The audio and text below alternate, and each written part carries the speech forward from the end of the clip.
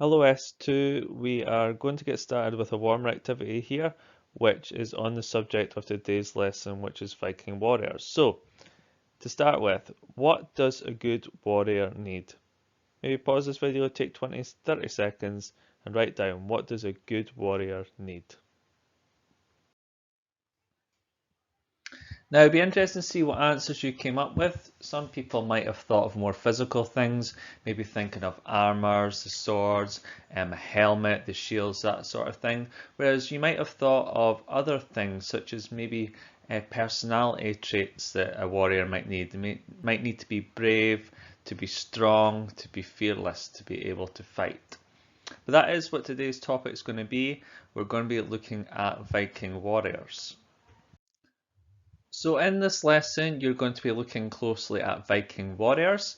By the end of the lesson, you should be able to describe what a Viking warrior was like. So what did they look like, what did they wear, and what did they use as warriors? And you will be able to describe the Viking raids on the Scottish island of Iona, and that will be your assignment task for this lesson, which we will come to later. Just to start with though, we're going to look at some truths or myths for the Viking warrior. There's been many things said throughout history. You might have an image in your head of what a Viking warrior might look like. So what we're going to do now is we're just going to go through some truths or myths and to see what you think are right. Here we have Snorri. He is our stereotypical image of a Viking.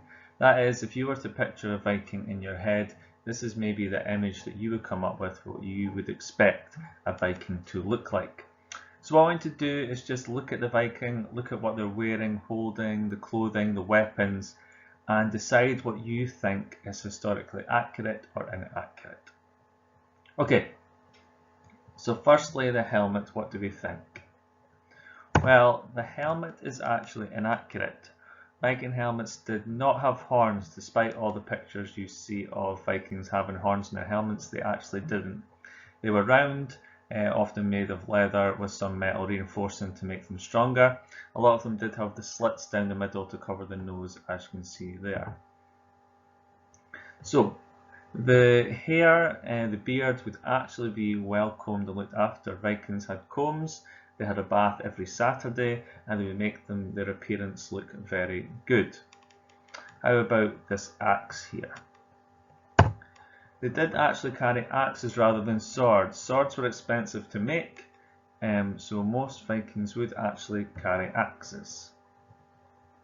Okay, how about the sword on the Vikings' belt? They would. This is accurate. So Vikings would often carry a second weapon. This wasn't unusual for close-up battle to be carrying a second weapon, especially in case you lost your main weapon. How about the boots that the Viking is wearing? Although not historically accurate, they would wear similar boots to this. They would either be soft leather shoes or they'd be a kind of boot that laced up all the way up the shin. And they would have hob nails on them, similar to what the Romans wore, so they would last for a lot longer. Next up, the Vikings though. So this isn't accurate in the fact that the Vikings would actually wear would wear trousers, trousers to keep them warm, especially they're coming from Scandinavia, cold region, and they're travelling to cold countries too, so they would have more clothing than this Viking has on here. How about the shield? This is accurate. Vikings would have round shields. They were wooden with a metal edge on to give them extra strength in battle, and a lot of Vikings would design them themselves, paint them and put their own decorations on them. And lastly, we have this tunic that the Viking is wearing. Well, this is not accurate. Vikings would wear full tunics with sleeves, which would cover their arms. They wouldn't have their biceps shown as this Viking has here. They would cover their whole arms, be made of wool, animal skins, that sort of thing. So as you see here, Snorri isn't completely accurate to what a Viking would look like, but this is a stereotypical image we have of a Viking. Now this image was made during the Victorian times in the 19th century. There was a lot of books and plays written about the Vikings, and they wanted the Vikings to look as scary and intimidating as possible. So they did things such as give the Viking helmets horns to look them scarier. They made them showing their muscles here, showing their arms there. So this was just from the Victorian times, giving them these rough beards, this long hair, to make them look scarier than what they actually were. So what to do as part of your first task is to draw your own Viking warrior. Now you may want to pause the video here, take some time to do this drawing. And what we're going to do with this drawing is we're going to label the different parts of the Viking clothing and weapons we're to do. So it doesn't have to be a full picture of a Viking, it could just be a headshot of a Viking, but take your time to do this. Now it is hard to find a picture of a Viking without horns on the helmet, but if you find a good picture of a Viking with horns on the helmet, please don't include the horns. Okay, so hopefully you've drawn your Viking. And what we're going to do is, with the information that's going to come up in this part here, just add some details about the different parts of the Viking's outfit, what they're wearing, maybe the weapons that they're holding. But if you don't have those features, you can still write the information around your Viking. So starting with the helmet. As I said before, no horns on the helmet, very important. There's only actually been one ever Viking helmet found, and that looks like the image on the left there. But we know that a lot of the Viking helmets probably had this strip down the middle to protect the nose, but not obscure the eyes, so the Vikings could still actually see.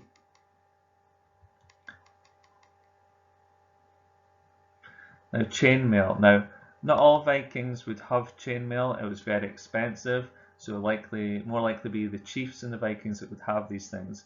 It'd take a long time to make it and very expensive.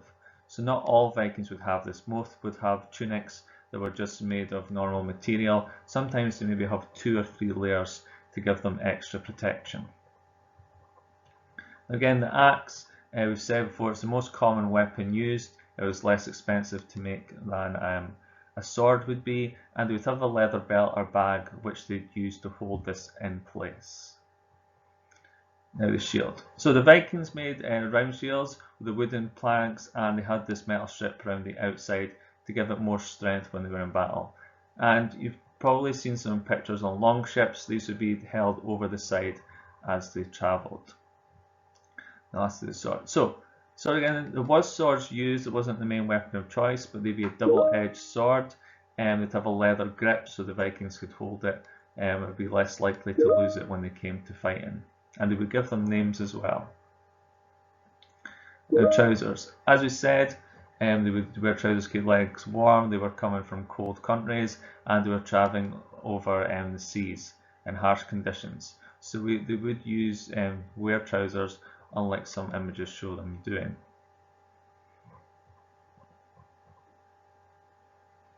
And lastly, the shoes. As we said, we had hobnails. You can see them in the picture here. These little nails on the sole of the shoes. These would help them last longer, and they were made of leather and made to fit, made to measure for the specific Viking.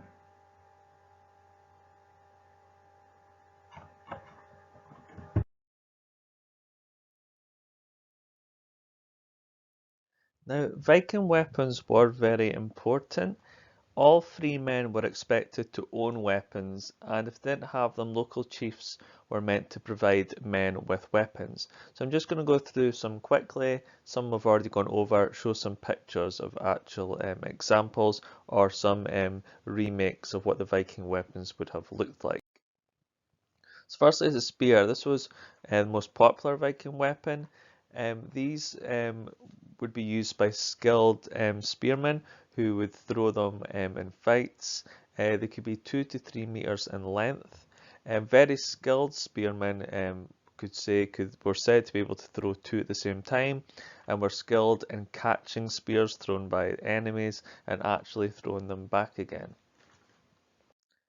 These are examples of Viking swords which has actually been found. They are around a meter in length, and as we can see on the handles look quite thin where you'd be holding them, but that's because they would be leather bound to give extra grip around them. And as they were costly to make, to own a sword, you'd be someone who was probably of high status. As I say, most people would probably own an axe instead. And these are the axes themselves. Different styles. Some were one-handed, Some were two-handed. You can see the picture on the left there shows an axe that has a blade on both sides of it. Now these are really important to Vikings, so they would decorate them in their own way, carvings on the wood or on the blade to make them distinguished to themselves. Now that we've looked at Viking warriors, what they looked like, what they wore, and the weapons they used, what did Viking warriors actually do? Here we have an image of some Vikings. I'm just going to pause for a second, let you think about what do you think is happening in this scene we can see in this picture.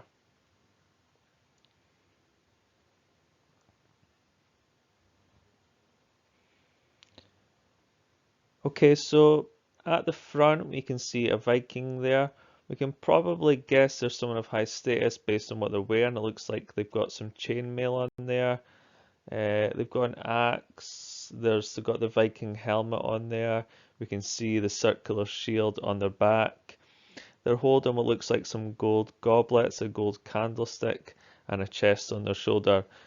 On the right hand side we can see some longboats and some men carrying things down there. In the background we can see a building on fire. Now hopefully you guessed there's some sort of Viking raid going on here. Now specifically this is showing the Viking raid on a place called Lindisfarne.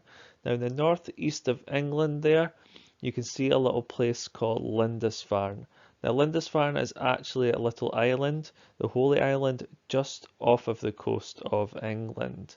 Now there was a church, which was the first place that the Vikings actually invaded in Britain. Now also on the west coast of Scotland, we can see a place called Iona. Now Iona is going to come later on for one of the tasks we're going to be doing. So just to show you where Iona is, this is another place that the Vikings invaded early on in their raids in Britain. Now why did the Vikings go to Lindisfarne? Well, the reason they went was because of that building we saw in the background there. That building was a monastery or a church. Now these churches, these buildings would have lots of money in them and gold as well, as we saw from the candlestick, for example, that the Viking was carrying out there. And this is the same reason why they also attacked Iona 2 years later and more times after that. So the Vikings in their early years were doing these raids on Britain. Lindisfarne was the first attack in 793 and they would do this across Western Europe. Quick attacks from the sea, arrive in the longships in lots of numbers, go into the churches, raid them for all their goods, take them back on the ships back to Scandinavia. And they would do this repeatedly, sometimes to the same churches over and over again. And we can see a quote here that comes from someone writing about that first attack on Lindisfarne. They came to the church of Lindisfarne and laid everything waste. They trampled the holy places with foul steps, dug up the altars and seized all the treasures of the holy church. They killed some of the monks and took away some in chains. Now on the bottom right hand corner there you can see a link which takes you to a BBC website which gives you a chance to play a game as a Viking. What it lets you do is recreate being a Viking on a journey to Britain and raiding some of these churches. You have to choose how big to make your ship, who your crew would be, and make some decisions about your travel. So that's something extra that you could do as part of this lesson. So the assignment that you have for this lesson is you're going to answer questions on the Viking raids on Iona. So on the assignment there will be this information sheet you can see on the right hand side, and at the bottom there's 4 questions that you'll answer. So answer those 4 questions, either type them up and submit them through assignments or do them in your jotter and take a photo. Okay, but the Vikings did not only just raid places. That's one of the things they did especially early on. They would come from Scandinavia, they would raid these monasteries, these churches on the coast of Britain, and they would take the goods home. But eventually the Vikings began to settle more and they began to fight with people in Britain, especially the Anglo-Saxons. The Anglo-Saxons had come to Britain in 410 AD, and the Vikings didn't come to Britain until 793 AD. So the Anglo-Saxons had been in Britain for a long time. Britain was not united under one country though. And we can see from the key on the left hand side, England was split into 5 kingdoms. So the Vikings had an opportunity, or they tried to take over the whole of Britain, and we'll come back to look in a couple lessons time at the battles that the Vikings had within Britain. We'll look in a later lesson at how successful the Vikings were in their battles within Britain. But just a quick note on them as we've looked at the warriors themselves. How did they actually fight in battle when they weren't doing the raids? Well, Vikings didn't have a professional army. They had very basic tactics and disciplines. They weren't as organised as we'd expect maybe the army of the Romans were or a modern army today. They did not fight in regular formations. Children from a young age would be taught how to use weapons and fight, so it was something they were brought up around and would know what to do.